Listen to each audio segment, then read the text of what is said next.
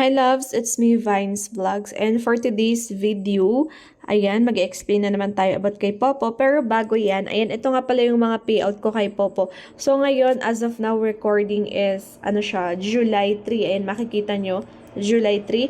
And ito yung payout ko kahapon, which is July 2. And then, everyday na withdrawal ko kay Popo. So, yan, makikita nyo, everyday ako nagwi-withdraw kay Popo. So, everyday din ako mag-share about kay Popo Live. So, ngayon naman, pag-uusapan natin to guys. Kasi, yung mga ibang users kay Popo, tignan nyo to. Actually, gumawa siya ng account niya, siguro mga kahapon na to. Tapos, may ganitong security reminder. So, hindi siya nag-authentication to. So, sayang yung new users task nila. So, pag bagong user kayo guys, dapat ang ginagawa nyo, pagka-register nyo pa lang dito kay Popo, nag-sign up kayo, tapos nag-face authentication kayo dito. Dapat dito kayo mag-face authentication. Ayan, click face authentication. Dapat mag-successful yung authentication ninyo. After that, magla-live kayo agad kasi nga bibigyan kayo ng chance sana ni Popo na makapag-withdraw gamit yung new users task.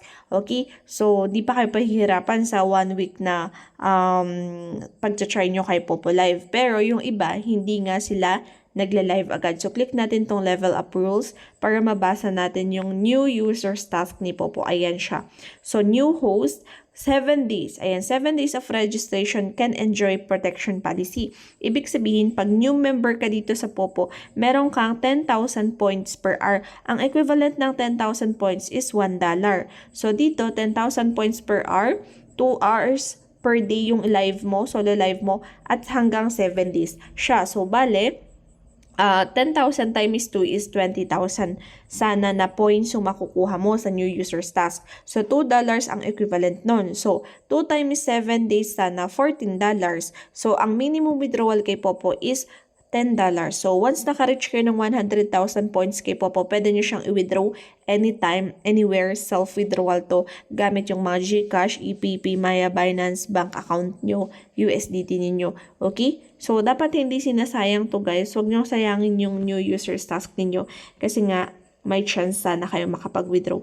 Paano nyo malalaman pag wala na tong 10,000 points per hour? Siyempre, babalik kayo sa rewards. Ang magiging task nyo na lang is 1,000 per hour na lang. 1,000 points per hour na lang.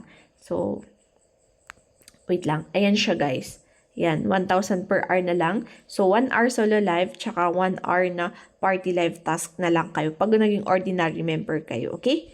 So, yan. Kaya dapat mag-live kayo guys kasi sayang naman. Yung mga first users kay Popo, live kayo. And sa live nyo pala guys, bawal ang bawal baby, bawal bata, bawal tao na may background, tapos, yun. Dapat strong internet connection, ano pa ba? Dapat face mo lang yung kita guys, para hindi kayo magka-violation agad kasi sayang. Okay, so mag-comment lang kayo kung may mga questions kayo or kung gusto nyo mag-join sa agency ko, i-message nyo ko sa Telegram account ko, nasa description box ng aking Telegram para ma-visit nyo ko doon. Mag-message lang kayo sa akin. Okay?